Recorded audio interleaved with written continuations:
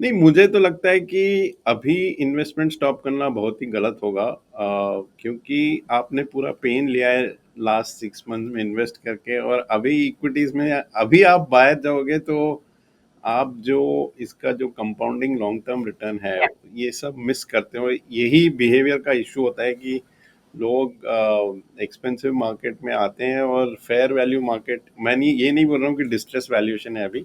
देखिए, value category this calendar year has, I think, when I see category return, has generally done better than flexi cap category.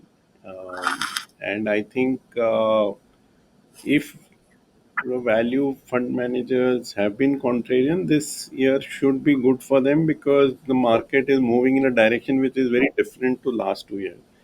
And ideally, value fund should have been positioned like that. Commodities में मैं gold another separate asset class बोलूंगा, क्योंकि oil, copper, aluminium अलग से move होता है, gold अलग से मूव होता है। तो फर्स्ट ऑफ ऑल ये तीनों में तो करना ही चाहिए diversification, and then again with in equities you can say international equities is another set of diversification. जैसे हमने डिस्कस किया, the worst thing you can do is reduce your SIP और close your SIP now, because आपको कम या ज्यादा करना कम या बंद करना चाहिए था तो आपको लास्ट मार्च या लास्ट जून में करना चाहिए था, जब multiple indicators were showing that equity is overvalued ना। तो अभी आप करके आपको तो वही डबल झटका लगेगा कि आपने हाई पॉइंट पे इन्वेस्ट किया और फिर रिलेटिवली बेटर वैल्यूएशन पे इन्वेस्ट नहीं किया।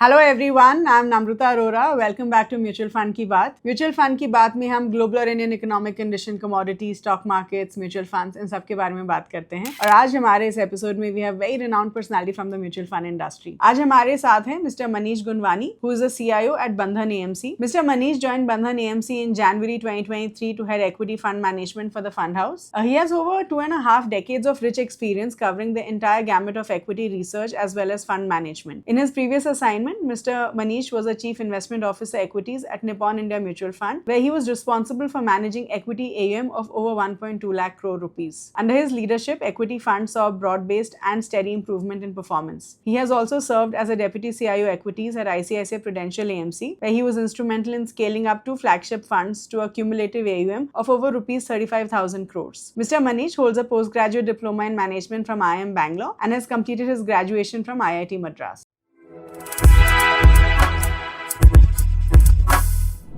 Hello everyone, welcome back to mutual fund की बात। मेरा नाम नम्रता अरोरा है और आज हम एक और एपिसोड आप सबके लिए लेके आए हैं। एंड आज का जो हमारा एपिसोड है, we have a very special person with us, mister Manish Gunwani, who is the CIO of Bandhan mutual fund.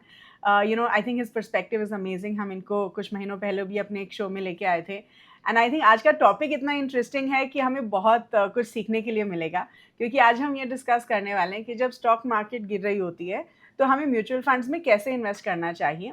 End of course will also talk about कि ऐसा क्यों हो रहा है, एंड एज एन इन्वेस्टर हमें क्या करना चाहिए in general from a behavioural aspect as well.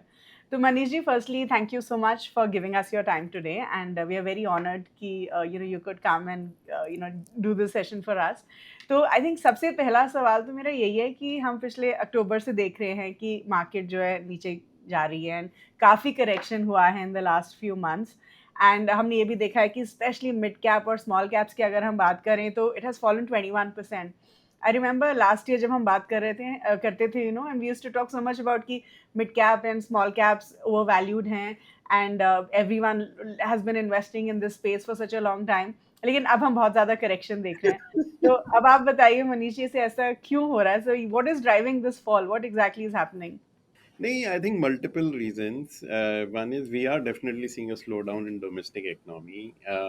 That is point number one. Point number two, globally आप देख रहे हैं कि ये जो नया रिजीम है यूएस का, वो बहुत यू टर्न ले रहा है काफ़ी पॉलिसीज़ में। काफ़ी वोलेटिलिटी है पॉलिसीज़ में, टैरिफ्स है, यूक्रेन की पॉलिसी में वोलेटिलिटी है, इमिग्रेशन में वोलेटिलिटी है। तो obviously US is 25-30% global GDP का, तो इतनी बड़ी इकोनॉमी में इतना वोलेटिलिटी जब पॉलिसी मेकिंग में आता है तो ग्लोबली भी मार्केट्स आर शेकन। तीसरी बात ये भी है विच आई डोंट थिंक बड़ी बात है, बट चाइना में because of AI there is re rating, positive re rating की अभी फ्लोज वहां जा रही हैं वर्सेस इंडिया, क्योंकि लास्ट 5-10 साल में इंडिया ने चाइनीज मार्केट से बहुत अच्छा किया है, तो अपनी वैल्यूएशन हाई है, उनकी वैल्यूएशन लो है, और वहां पे एक पॉजिटिव ट्रिगर आया है, तो फ्लोज वो तरफ गई है। एंड फोर्थली मुझे लगता है थोड़ा डोमेस्टिक पॉलिसी मेकिंग में अगर मैं थोड़ा पर्सनली क्रिटिकल हूँ, तो ग्रोथ पे फोकस कम रहा है और मैक्रो स्टेबिलिटी पे बहुत ज़्यादा फोकस हुआ है।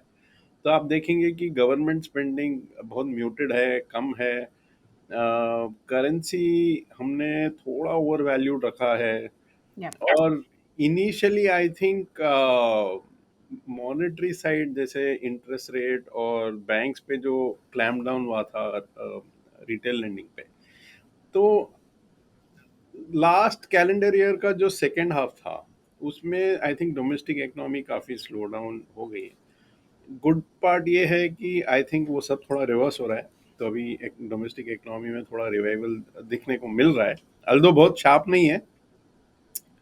तो ये सब मिलके एक साथ आया है। अम, देखिए क्या है ना, इक्विटी मार्केट में 2 स्टेप फॉरवर्ड 1 स्टेप बैकवर्ड होता ही है।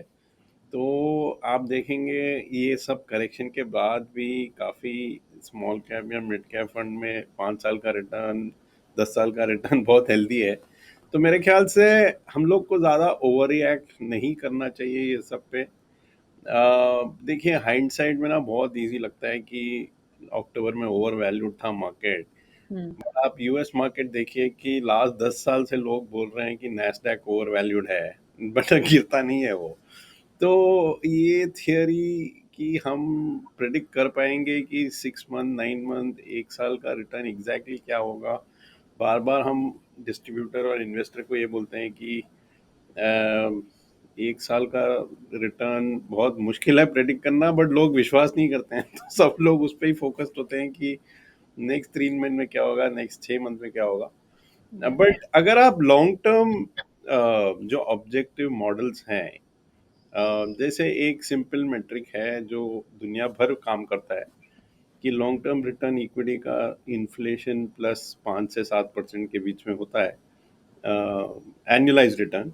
या तो आप देखेंगे अभी Nifty 500 10 year return inflation plus 6% तक आ गया है, तो मेरे ख्याल से टेम्पररी डाउनसाइड हो सकता है, बट लॉन्ग टर्म यहाँ इन्वेस्ट करने में बड़ा डाउनसाइड नहीं होना चाहिए। ओके। हम ये तो देख लेते हैं कि ऑफ कोर्स अभी मार्केट गिरी है, एंड एज एन इन्वेस्टर हम बहुत शॉर्ट टर्म व्यू लेके चलते हैं और हमें स्ट्रेस होता है। लेकिन जब हम कंसिस्टेंट फॉल देखते हैं, राइट, देखिए अगर ये 1-2 महीने की बात है, कुछ दिनों की बात है, it still is something that as an investor हम मैनेज कर सकते हैं। बट अगर ये consistently over the months market गिर रही है, तो फियर तो आ ही जाते हैं। आई थिंक आज के टाइम में बहुत ज़्यादा फियर है, कंसिडरिंग हमारे बहुत सारे जो इन्वेस्टर्स हैं उन्होंने कोविड के बाद ही इन्वेस्ट करना शुरू किया, तो पहली साइकिल देख रहे हैं, राइट, पहली करेक्ट, करेक्शन की करेक्ट। साइकिल देख रहे हैं। सो द क्वेश्चन इज कि ऐसे इन्वेस्टर्स जो अभी अपना इन्वेस्टमेंट्स रोकना चाहते हैं, राइट, दे आर लाइक कि ठीक है अभी पैसा निकाल लेते हैं या अपना एसआईपीज या इन्वेस्टमेंट्स नहीं करते हैं, specially in the mid cap and small cap space. आप उनको क्या बोलना चाहेंगे कि ऐसी करेक्शन को कैसे मैनेज करना चाहिए? नहीं, मुझे तो लगता है कि अभी इन्वेस्टमेंट स्टॉप करना बहुत ही गलत होगा, क्योंकि आपने पूरा पेन लिया है लास्ट 6 मंथ में इन्वेस्ट करके, और अभी इक्विटीज में अभी आप बाहर जाओगे तो आप जो इसका जो कंपाउंडिंग लॉन्ग टर्म रिटर्न या है ये सब मिस करते हो। यही बिहेवियर का इशू होता है कि लोग एक्सपेंसिव मार्केट में आते हैं और फेयर वैल्यू मार्केट, मैं नहीं ये नहीं बोल रहा हूँ कि डिस्ट्रेस वैल्यूएशन है अभी, बट डेफिनेटली फेयर वैल्यू, और हर दिन it becoming more and more attractive in one sense. तो आई थिंक थोड़ा ये कॉन्ट्रेरियन व्यू रखना चाहिए एसेट एलोकेशन में। आई नो इजी नहीं है, बिहेवियरली बहुत मुश्किल होता है, या बट सिंपल बात ये है कि इक्विटी में पैसा जब ही बनेगा जब थोड़ा हम ग्रीड और फियर जो दो इमोशन होते हैं उनके अगेंस्ट जाएंगे तो ही पैसा बनेगा। तो जब मार्केट में फेयर है तो हमको ग्रीडी होना है, जब मार्केट में ग्रीड है तो हमको फेयरफुल होना है। मैं फेयर। मैं मानता हूँ अगेन कि ये सब बोलना इजी है, Yeah. But I will request people that be objective when you, as I said, कि आप जो भी लॉन्ग टर्म ऑब्जेक्टिव डेटा आज देख रहे हो कि आप इन्फ्लेशन प्लस 5 7 7% देखें या bond yield versus earnings yield देखें या ये देखें कि डॉलर भी अभी थोड़ा वीकन होना शुरू किया है which is good for equity market globally. तो मल्टीपल पर्सपेक्टिव से अगर लोग ने लास्ट 6 9 महीने में इन्वेस्ट किया है तो अभी तो एसआईपी बंद करने का मतलब ही नहीं है मेरे ख्याल से। Okay, okay.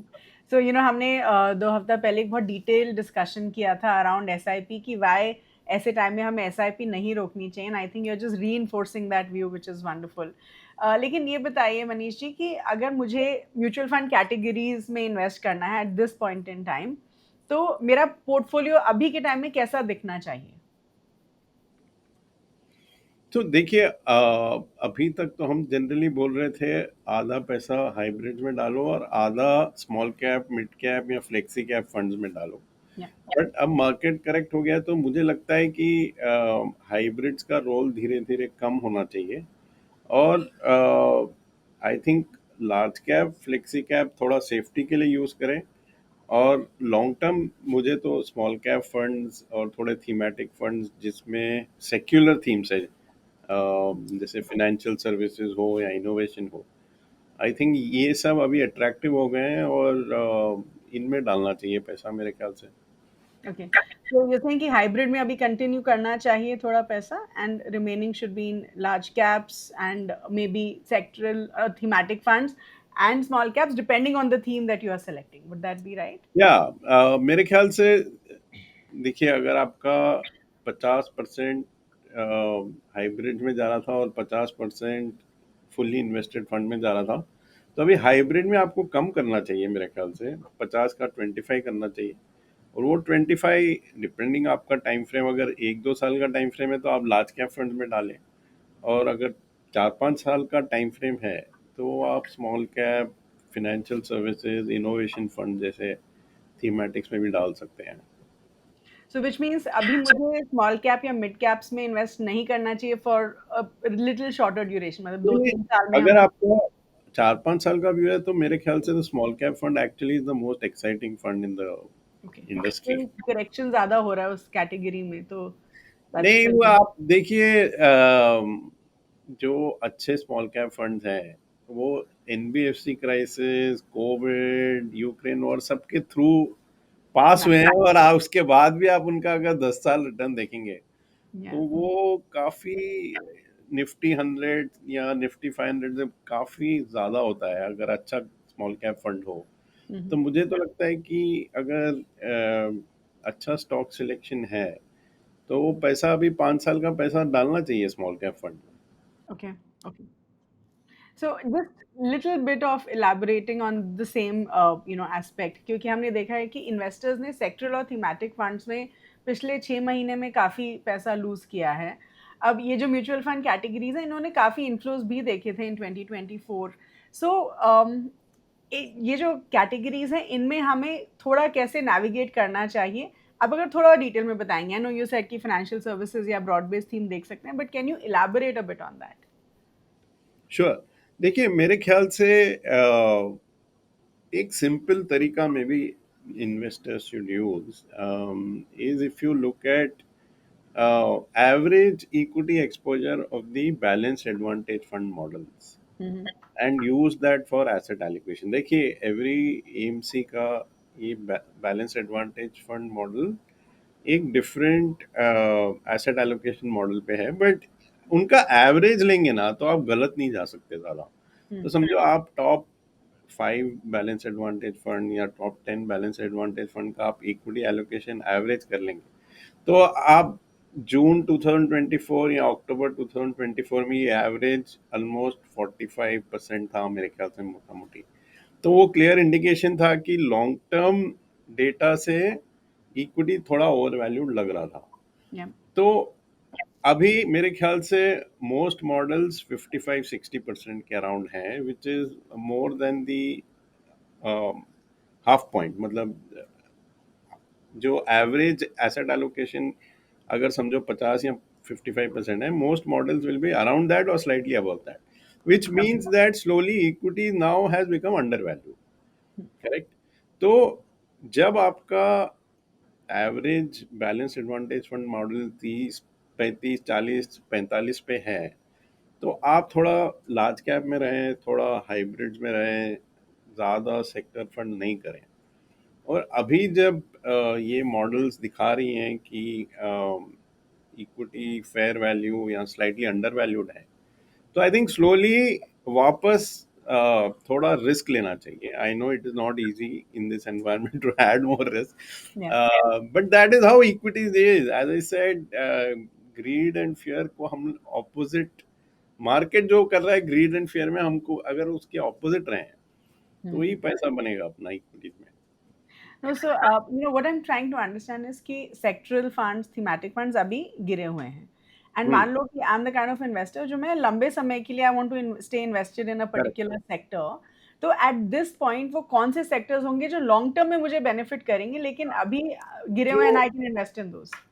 देखिए, एक simple way to think about it, actually मैं ना थीमेटिक फंड्स दो कैटेगरी में डिवाइड करूंगा। Okay. एक होते हैं कि जो सिक्लिकल हो, जैसे कमोडिटीज हो, इंफ्रास्ट्रक्चर हो, और जहाँ एक साइकिल है, आपका पैसा अप साइकिल में बहुत बनता है और डाउन साइकिल में पैसा बहुत खोते हैं हम। करेक्ट। अगर आपको वो सेट ऑफ फंड्स देखना है तो आपको बहुत एक्टिव होना पड़ेगा, आपको बहुत मार्केट इकोनॉमी सब ट्रैक करना पड़ेगा। मैं ज़्यादा वो फंड्स में exposure, I think people who are slightly savvy उनके लिए रिकमेंडेड है। Other set of thematics are more secular growth companies, more consistent growth sectors, और जो सेक्टर्स जैसे नॉमिनल जीडीपी से फास्ट ग्रो कर रही हैं। तो टिपिकली ये कैटेगरी में मैं डालूंगा funds like financial services, health care, consumption, innovation, and to a certain extent I will say small cap fund, right? Because obviously smaller companies can grow faster in the long term. तो हम देखते हैं कि अगर small cap fund, not small cap index, because small cap index में बहुत ज़्यादा stocks होती हैं, but good small cap funds का जो अर्निंग ग्रोथ आता है वो लार्ज कैप कंपनी से बेटर आता है। तो बेसिकली मैं ये बोल रहा हूँ कि ये जो कैटेगरी ऑफ फंड्स जो बोल रहे हैं कि financial services, consumption, innovation, small cap fund, in general इनका जो अर्निंग ग्रोथ जो 5-10 साल का आपका व्यू है, इनका अर्निंग्स ग्रोथ निफ्टी 100, निफ्टी 50 से हाई रहेगा। करेक्ट। तो इसमें आप बाय एंड होल्ड इन्वेस्टिंग कर सकते हो। फर्स्ट कैटेगरी में आप बाय एंड होल्ड इन्वेस्टिंग नहीं कर सकते, क्योंकि जब साइकिल टर्न होता है तो आपका पैसा बहुत खोने को जाता है, और लॉन्ग टर्म ज़्यादा कंपाउंडिंग इतना स्ट्रांग नहीं होता है। सेकेंड कैटेगरी में the more you stay, the more chance that you will make healthy return, because इनकी अर्निंग ग्रोथ स्ट्रॉन्गर है। तो मैं ये बोल रहा हूँ कि मे बी कैटेगरी 1 में अभी जाके रिस्क रिवॉर्ड नहीं है, क्योंकि मैक्रो चैलेंजेस अभी भी हैं। मार्केट डिस्ट्रेस वैल्यूएशन में नहीं आया है। जब मार्केट डिस्ट्रेस वैल्यूएशन में आता है तो फर्स्ट सेट में हम जा सकते हैं। अभी हमको धीरे धीरे हाइब्रिड और लार्ज कैप फंड से निकल के सेकेंड कैटेगरी में जाना चाहिए, क्योंकि ये फास्टर ग्रोइंग कंपनीज हैं और थोड़े मिड और स्मॉल कैप एक्सपोजर ज़्यादा रहता है ये फंड्स का। तो अभी धीरे धीरे उनकी तरफ जाना चाहिए मेरे मेरे ख्याल में। Okay, okay. So like you were saying कि थोड़ा contrarian सोचना चाहिए. So tell us इस टाइम में contrarian funds कैसा कर रहे हैं? Do you think हम contrarian funds में invest कर सकते हैं at points like these? Would that be a good strategy? या आई थिंक, देखिए, value category this calendar year has, I think, when I see category return, has generally done better than flexi cap category. And I think if the value fund managers have been contrarian, this year should be good for them, because the market is moving in a direction which is very different to last 2 years. And ideally, value fund should have been positioned like that. But see, long term, I think it all depends on the research of a house, the fund manager, etc. Because India में क्या है, क्योंकि हम relatively fast growing economy है, when we see different countries, India में growth और value दोनों में अपॉर्चुनिटीज हैं. तो लॉन्ग टर्म मुझे लगता है कि it will more depend on research of the house and the fund manager rather than saying कि growth will outperform or value will outperform. Uh, Value typically does well when either markets go up a lot or fall a lot. So this year, obviously, till today, this calendar year has been good for value. Yeah. But once markets stabilize, typically growth funds do well. That is a general observation. But yes, I think there is space long term for both value and growth styles. Okay, okay. तो मनीष जी, हम हमेशा बोलते हैं कि diversification is the key, right? And I think एक जो बड़ा reason है जिसकी वजह से लोग म्यूचुअल फंड्स में डालते हैं, क्योंकि उनको डाइवर्सिफिकेशन का बेनिफिट मिलता है। तो आप हमें ये बताइए कि इस टाइम में हम अपने पोर्टफोलियो का जब डाइवर्सिफिकेशन की बात करते हैं, उसको कैसे डाइवर्सिफाई कर सकते हैं? And do you think international funds इस टाइम में वैल्यू ऐड करेंगे हमारे पोर्टफोलियो में, कंसिडरिंग इतने सारे इंटरनेशनल फैक्टर्स की वजह से मार्केट गिर रही है? सो डू यू थिंक हमें इंटरनेशनल मार्केट्स में या इंटरनेशनल फंड्स में इन्वेस्ट करना चाहिए from a diversification perspective solely? नहीं तो एक चीज ये सही है कि देखिए, चार बड़े एसेट क्लासेस हैं: equities, fixed income, commodities real और estate, real estate, sorry, the gold. हाँ, ठीक है, रियल एस्टेट वो फिजिकल एसेट है. I am saying through funds you can typically play these three equity, or debt, big asset commodity. classes, या, right? Commodities में मैं gold another separate asset class बोलूंगा, क्योंकि ऑयल, कॉपर, एल्यूमिनियम अलग से move होता है, गोल्ड अलग से मूव होता है. तो फर्स्ट ऑफ ऑल ये तीनों में तो करना ही चाहिए diversification. And then again with in equities you can say international equities is another set of diversification. तो मुझे multi asset allocation funds, actually I am a big fan from a long term perspective. Because क्या होता है ना, for a normal retail investor, देखिए, equities का access तो relatively better है कि there are lot of internet platform, there are mutual fund which have developed the ecosystem. To invest in gold, invest in oil, to invest in international equities is not very easy for a retail investor to do on their own, first of all. And second, mutual fund में ये भी advantage होता है कि when you switch within the asset classes, the taxation impact is much less through a mutual fund than if you do it personally. तो okay, both from the fact that आपका bandwidth बहुत लगता है if you want to invest directly versus going through mutual fund, आपको taxation ज़्यादा लगता है when you invest directly in these asset classes when you do it through mutual fund. इसलिए मुझे लगता है कि multi asset funds have a big role to play in mutual funds, and they are very good options for retail investors. So you should have some multi-asset allocation fund with a very long-term perspective. So see, some of these multi-asset allocation fund, including ours, they give you exposure to these four asset classes at one shot with very efficient taxation, with someone who's monitoring those things. Because personally, आप चार पांच asset classes को monitor करना भी मुश्किल है. या, मैं मुझे तो ये बहुत अच्छे लॉन्ग टर्म होल्डिंग के लिए बहुत अच्छे लगते हैं multi asset funds. Okay. But ऐसे भी देखा गया है कि बहुत सारे मल्टी एसेट एलोकेशन फंड्स जो होते हैं, they don't necessarily invest in international stocks, they या probably invest in equity, debt and gold. Generally हमने देखा है कि ये तीन एसेट क्लासेस में मल्टी एसेट एलोकेशन फंड्स का ज़्यादा एक्सपोजर रहता है। तो अगर या तो ऐसा multi asset allocation fund select करें जिसमें इंटरनेशनल इन्वेस्टिंग भी हो रहा है, या फिर अलग से इंटरनेशनल फंड्स भी हम सेलेक्ट कर सकते हैं, so many available in the या मार्केट। या सो डू यू थिंक अगर मुझे एक इंटरनेशनल फंड सेलेक्ट करना है, यूएस फोकस्ड होना चाहिए, चाइना फोकस्ड होना चाहिए? What do you think eight this point? मैं थोड़ा यूएस के अगेंस्ट रहूंगा, मतलब देखिए, because that economy has done very well for last 10-15 years. The currency has done well. The stock market is a bit expensive. But yes, I think ex-US दुनिया में equities are quite cheap. तो आप Europe, Japan, China and emerging markets in general now are cheap.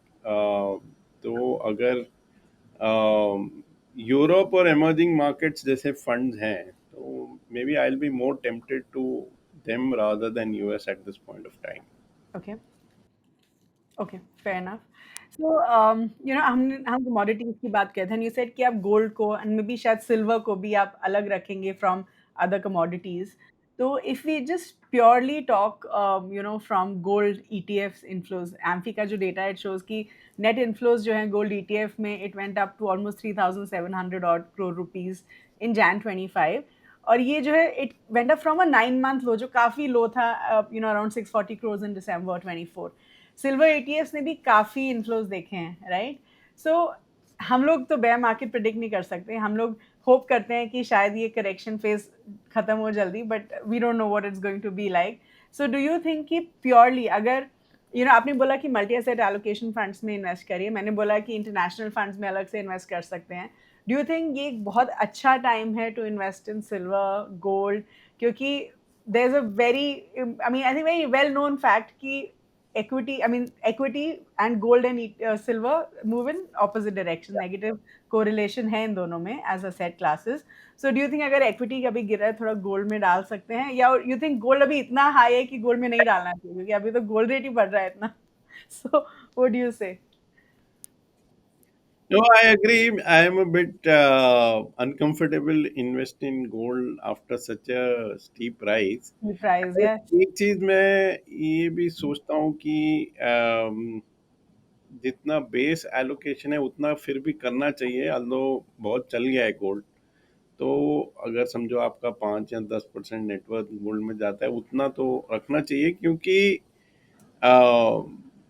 As I said ये US policy इतनी volatile हो गई है, तो मुझे लगता है कि um, ये काफ़ी पॉसिबल है कि जो रिजर्व करेंसी हम जो बोलते हैं दुनिया में, वो डॉलर से गोल्ड की तरफ शिफ्ट हो जाएंगी। मतलब काफ़ी सेंट्रल बैंक्स जो अपने रिजर्व डॉलर में रखते हैं, उनको आई थिंक काफ़ी इंसेंटिव है to move to gold, because US policy seems to be very very uncertain at this point of time.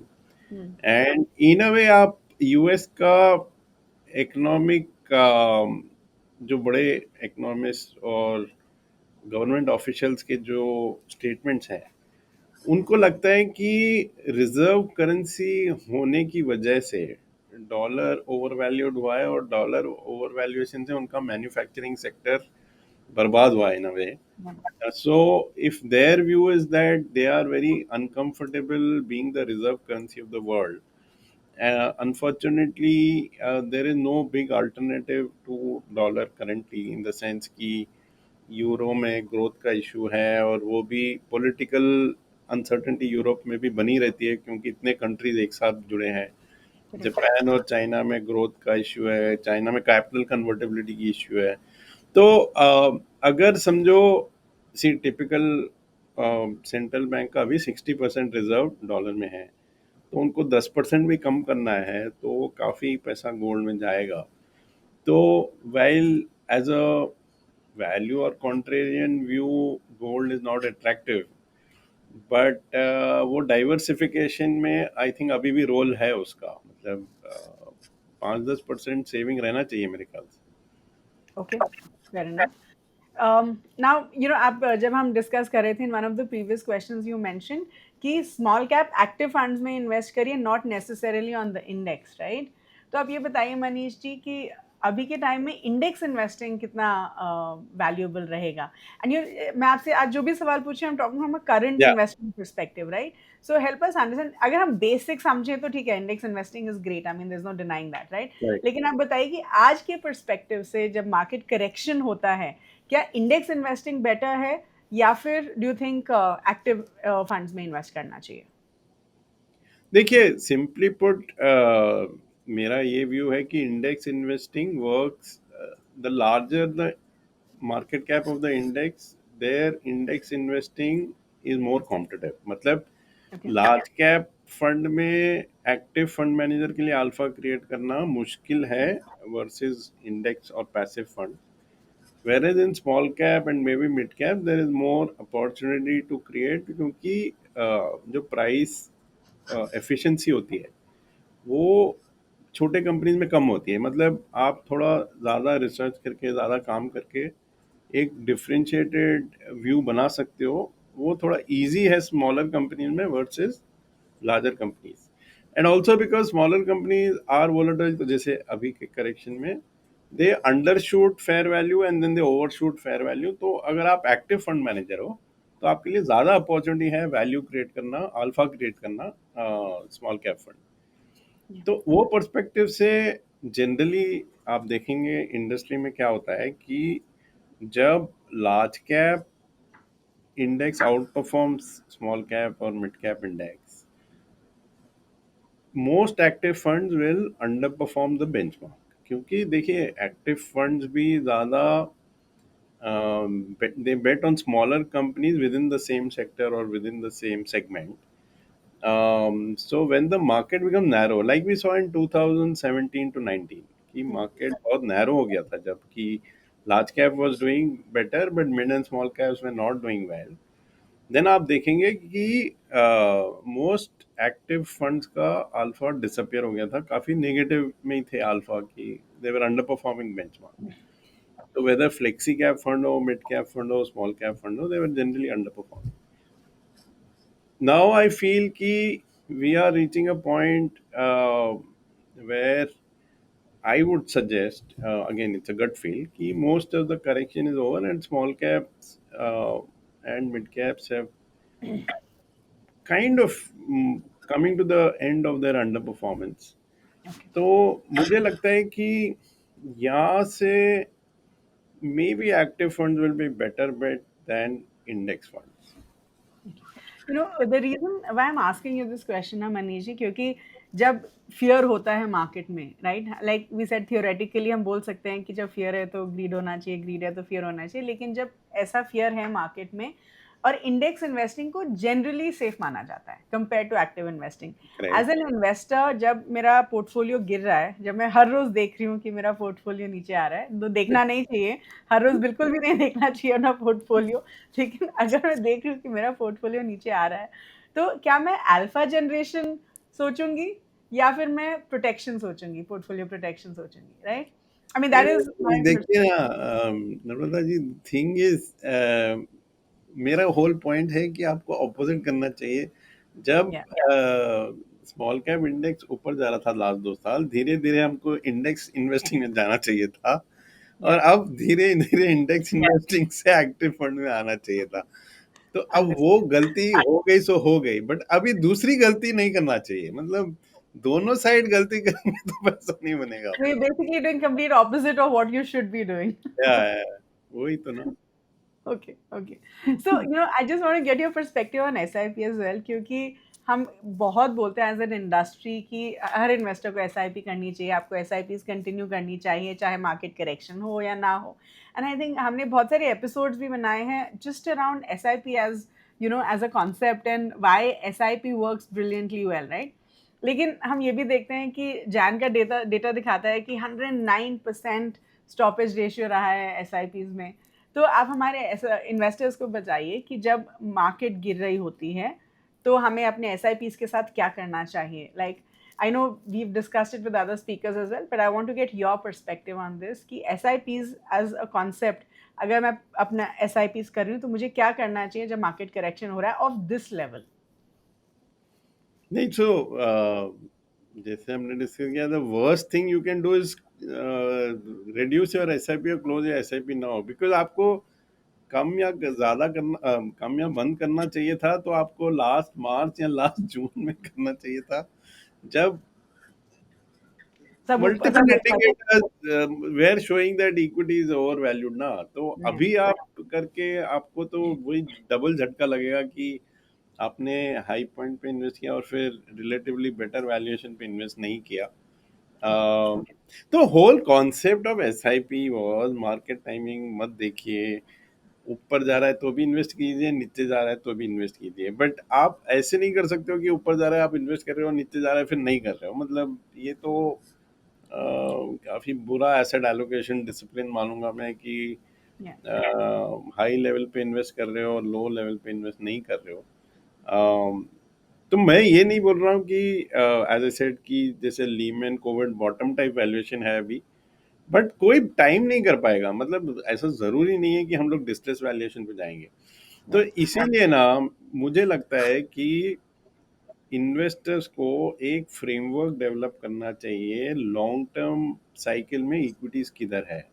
तो that is why I said maybe a good thumb rule is just look at average of top 5 or top 10 balanced advantage fund models, because every house is bringing some perspective. On an average they can't be wrong, Yeah. I correct? agree. So जो हम बोलते हैं ना English में एक phrase wisdom of the crowd, तो Hmm. Use the wisdom of the crowd. Crowd का मतलब जो एमसीज है वो अपना दिमाग लगा के ये सब मॉडल बनाए हैं। तो आप उनका एवरेज ले लीजिए। अगर वो एवरेज समझो 50% के नीचे है तो आप इंडेक्स इन्वेस्टिंग कीजिए, हाइब्रिड में रहिए, लार्ज कैप में रहिए। जब वो 55-60 आ जाता है या 55 के ऊपर जाता है तो आप स्मॉल कैप्स में इन्वेस्ट कीजिए, सिप्स में इन्वेस्ट कीजिए, जो भी करना है करें। तो अभी तो I think most models will be around 55% और अबव। तो अभी आपको दूसरी गलती नहीं करना चाहिए। Okay, okay. Manish ji, I think हम ना ये बोलते हैं कि कभी भी मार्केट को टाइमिंग नहीं करना चाहिए, क्योंकि हमें किसी को नहीं पता है कि मार्केट कैसा करने वाली है, right? And you don't know it, I don't know it, I don't think anybody knows it. लेकिन आई थिंक जब हम इन्वेस्टिंग की बात करते हैं, हम ये बोलते हैं कि अगर आपको अपॉर्चुनिटी मिल रही है, this is a great opportunity to actually invest more money in the market, क्योंकि अभी करेक्शन हो रहा है। तो अगर आप एक लॉजिकल इन्वेस्टर, आप बोलेंगे कि ठीक है, अभी आज 1% 2% करेक्शन हो, let me put some money in the market. So एक सिंपल सी स्ट्रैटेजी जो मैं फॉलो करती हूँ एट दिस पॉइंट, अगर मुझे रेगुलरली इन्वेस्ट करना है, SIPs तो चल ही रहा है, जिसको मैं नहीं रोकती हूँ, मैं बहुत पैसा लिक्विड फंड में डाल देती हूँ। And whenever I see a correction, like I see, मान लीजिए आज 1% करेक्शन हुआ या 1.5% करेक्शन हुआ मार्केट में, so then I would put some part of that liquid fund, I'll switch it into an equity fund, right? We don't know bottom कहाँ होगा, correct. But tell us, do you think this is a good strategy कि अभी liquid fund में डालते रहो, जब भी opportunity मिले? अगर लमसम इन्वेस्ट करना है तो SIP तो आप कंटिन्यू कर ही रहे हैं, बट लमसम इन्वेस्ट करना है, do you think this is a good strategy? या अगर आपको लगता है कि अभी करेक्शन हो चुका है, अभी जितना है लमसम में आप इन्वेस्ट कर सकते हैं, व्हाट डू यू थिंक? नहीं नहीं, अगर तो मुझे आप मार्केट टाइमिंग का बेनिफिट लेना है। कॉन्सेप्चुअली हम दो सेम बात कर रहे हैं कि आप आप थोड़ा कॉन्ट्रेरियन बन रही हैं कि लिक्विड फंड में डाल के जब भी मार्केट करेक्ट होगा वो आप अपना इक्विटी एलोकेशन बढ़ाओगे। तो कॉन्सेप्चुअली वो करेक्ट बात है। मैं खाली ये बोल रहा हूँ कि क्या होता है ना, इमोशनली पीपल को फॉलिंग मार्केट में खरीदना मुश्किल हो जाता है। Yeah. तो एक अच्छी चीज और साइकोलॉजिकली जो यूजफुल चीज है कि आप अपने आप को ना एक मॉडल से बांध दो। Hmm. ये मॉडल इमोशंस कट आउट कर लेता है, तो Hmm. वो मॉडल आप कहीं से भी यूज कर सकते हो। देखिए most asset allocation model contrarian होते हैं कि अगर पी मल्टीपल कम हो जाए या प्राइस टू बुक मल्टीपल कम हो जाए या हिस्टोरिकल रिटर्न कम हो जाए तो आप इक्विटी एलोकेशन बढ़ाते हो। अगर वैल्यूएशन, हिस्टोरिकल मल्टीपल या टेक्निकल जो भी बोलिए, अगर वो बढ़ गए हो तो फिर आप इक्विटी एलोकेशन कम करते हो, करेक्ट? तो यूजुअली प्रॉब्लम क्या होता है कि हम जब एक गट फील पे रिलाय करते हैं तो क्या है वो इमोशनली मुश्किल हो जाता है कि चढ़ते मार्केट में बेचना मुश्किल हो जाता है और गिरते मार्केट में लेना मुश्किल हो जाता है। Correct. इसलिए थोड़ा आप अगर रियलिटी चेक के लिए आप कुछ कॉन्ड मॉडल बना लें, which is what I was saying कि आप average of top 5 back models ले लें या जो भी। तो I think it will give you that psychological strength to be a bit contrarian and do asset allocation better.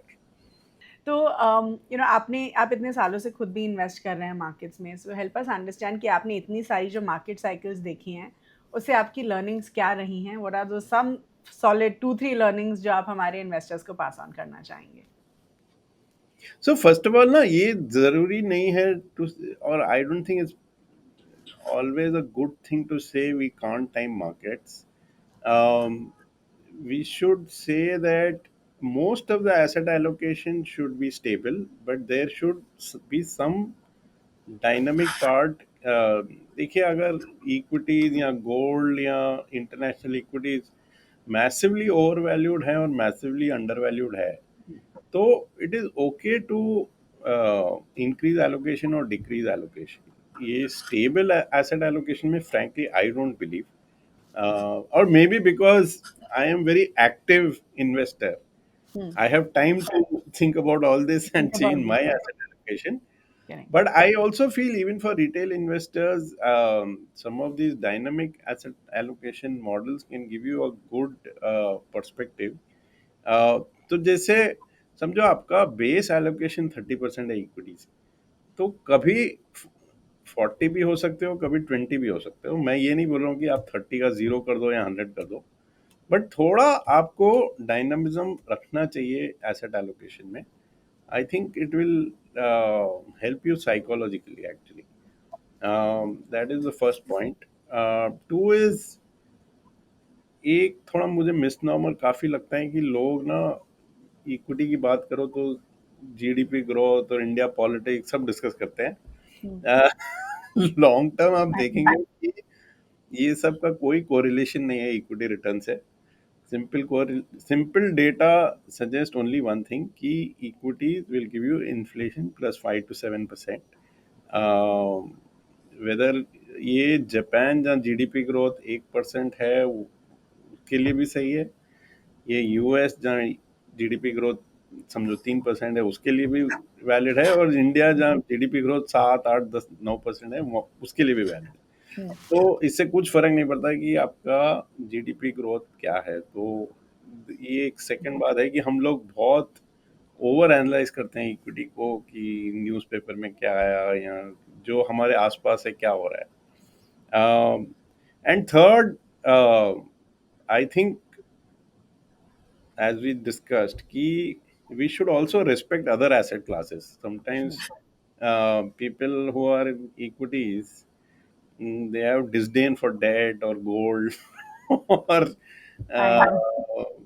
other asset classes, but आप थोड़ा ये रिसेंसी बायस है मेरे ख्याल से इंडिया में स्पेशली, क्योंकि आप अदर मार्केट्स का एक्सपीरियंस देखें कि let's say US from 1929 to 1955 was flat, Japan from 1984 to 2010 was flat. तो while the fact that India में नॉमिनल जीडीपी ग्रोथ हाई है, मतलब जनरली इक्विटीज के लिए अच्छा है, बट ये बोलना कि मैं खाली इक्विटीज देखूंगा और दूसरे एसेट क्लासेस के लिए कुछ रेस्पेक्ट नहीं रखूंगा, ये भी मुझे थोड़ा डेंजरस लगता है. तो थोड़ा पैसा गोल्ड में, थोड़ा पैसा फिक्स्ड इनकम ये में रखना चाहिए मेरे ख्याल से. Sure. Okay. Thank you so much, Manishi. I think it was a wonderful conversation, and I did try to navigate conversation around different aspects of mutual funds, जो I think ज़रूरी है हम सबको समझने के लिए कि अलग-अलग क्या-क्या कैटेगरीज देखनी चाहिए. And I think एक जो हाई लेवल सीख है इस एपिसोड से वो ये है कि कॉन्ट्रेरियन बनिए and you will be fine. So Yeah. thank you so much for your time, Manish ji, today, and we hope we'll get you back again for a different theme. But आज के लिए बहुत-बहुत धन्यवाद. Thank you.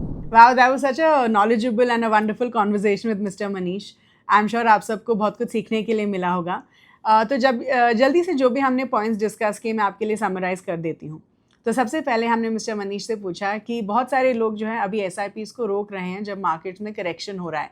So is this the right thing to do? So mister Manish says कि ideally speaking आपने अपनी SIPs तब शुरू करी थी जब मार्केट्स अच्छा कर रही थी, विच मीन्स आपको हायर लेवल्स पे यूनिट्स मिले थे, और अब जब मार्केट्स करेक्ट हो रही हैं और आपको लोअर लेवल्स पे यूनिट्स मिल सकते हैं तब आप अपनी एसआईपीज को रोक रहे हैं, जो सही नहीं है. आपको इस अपॉर्चुनिटी का फ़ायदा उठाना चाहिए और अपनी एसआईपीज को कंटिन्यू करना चाहिए. ही ऑल्सो सेज कि SIPs का पर्पस यही होता है कि अगर आप लोअर लेवल्स पे भी यूनिट्स अक्यूमुलेट कर पाएँ तो आपको लंबे समय में अच्छे रिटर्न्स मिल सकते हैं और आपको पावर ऑफ कंपाउंडिंग का बेनिफिट मिल सकता है. सो विच इज़ वाई जब मार्केट्स अपनी SIPs को आइडियली आपको टाइम नहीं करना चाहिए. And if you are stopping your SIP जब मार्केट्स नीचे जा रही हैं तो मतलब आप अपनी SIPs को टाइम कर रहे हैं, and that's defeating the whole purpose of doing your investments through SIPs. फिर हमने मिस्टर मनीष से पूछा कि ऐसे कौन से must have mutual fund categories हैं जो एक इन्वेस्टर के पोर्टफोलियो में होने चाहिए टाइम्स लाइक दीज जब मार्केट्स में करेक्शन हो रहा है. तो मिस्टर मनीष सेज कि आइडियली जब मार्केट्स में करेक्शन हो रहा होता है तो आप अपना लार्ज कैप या फ्लेक्सी कैप फंड्स में इन्वेस्टमेंट बढ़ा सकते हैं और हाइब्रिड फंड्स में थोड़ा कम कर सकते हैं. अगर आपका इन्वेस्टमेंट हराइजन थोड़ा लॉन्ग टर्म है, मे बी 4 to 5 years, तब आप स्मॉल कैप फंड्स या कोई selected broad based thematic funds में भी इन्वेस्ट कर सकते हैं. फिर हमने मिस्टर मनीष से पूछा कि इस टाइम में क्या कॉन्ट्रेरियन अप्रोच हम फॉलो कर सकते हैं. एंड मिस्टर मनीष सेज कि at times like this contrarian approach अच्छा करता है. फॉर एग्जाम्पल वैल्यू फंड्स जो होते हैं वो इस टाइम में अच्छा करते हैं. अगर हम इंडियन इकोनॉमी की बात करें, इंडियन मार्केट्स की बात करें तो ग्रोथ और वैल्यू फंड्स दोनों लॉन्ग टर्म में अच्छा ही करेंगे. लेकिन ये calendar year specifically value funds के लिए बहुत अच्छा रहा है, क्योंकि वैल्यू फंड्स तब अच्छा करते हैं जब स्टॉक मार्केट या तो बहुत अच्छा कर रही होती है या बहुत हैवीली गिरती है. लेकिन इन द लॉन्ग टर्म आप ग्रोथ या वैल्यू दोनों कैटेगरीज में अच्छे रिटर्न्स एक्सपेक्ट कर सकते हैं. फिर हमने मिस्टर मनीष से डिस्कस किया कि जब स्टॉक मार्केट गिर रही होती है, scenario like this, active funds या पैसिव फंड्स किस में इन्वेस्ट करना चाहिए. सो मिस्टर मनीष सेज कि अगर हम लार्ज कैप स्पेस की बात करें तो index funds generally tend to do better compare to an active large cap fund. लेकिन अगर हम मिड कैप या स्मॉल कैप स्पेस की बात करें तो एक्टिव फंड्स में फंड मैनेजर के पास ज़्यादा अपॉर्चुनिटी होती है to pick better stocks and generate an alpha. तो मिड कैप और स्मॉल कैप स्पेस में आप जो है एक्टिव फंड्स को देख सकते हैं instead of index funds. At times like these जब मार्केट अभी करेक्ट हो रही है, शायद एक्टिव फंड्स पैसिव फंड्स के कंपैरिजन में बेटर करेंगे, क्योंकि द होप इज़ कि अब करेक्शन जो होना था वो काफ़ी हो चुका है एंड मार्केट्स को rebound at any point in time. फिर हमने मिस्टर मनीष से उनकी कुछ लर्निंग्स के बारे में पूछा फ्रॉम इक्विटी मार्केट्स. एंड सबसे पहले मिस्टर मनीष बोलते हैं कि हर इन्वेस्टर का एक स्टेबल एसेट एलोकेशन होना चाहिए, लेकिन इन्वेस्टर्स को जो है थोड़ा पैसा अलग रखना भी चाहिए to make use of market opportunities that come in. इसको हम टैक्टिकल एलोकेशन बोलते हैं. ही ऑल्सो सेज कि बहुत सारे macro economic factors like GDP growth को उतना ज़्यादा ध्यान में नहीं रखना चाहिए जब आप लंबे समय के लिए इक्विटी मार्केट्स में इन्वेस्ट कर रहे हैं. जब आप इक्विटी फंड्स में इन्वेस्ट करते हैं तब आप एक्सपेक्ट कर सकते हैं कि इन्फ्लेशन से 4 या 5% ऊपर आपको रिटर्न्स मिलने चाहिए. ही ऑल्सो सेज कि सारे असेट क्लासेस को इम्पोर्टेंस देनी चाहिए, not just equity, but investors को थोड़ा पैसा डेट, गोल्ड सब में डालना चाहिए. Well, so that was about it in this particular episode. I do hope all of you had a wonderful learning experience. Please do like this video, share it with everyone, and please do subscribe to the Grow Mutual Fund channel, which is called Mutual Funds at Grow. Thank you so much for watching.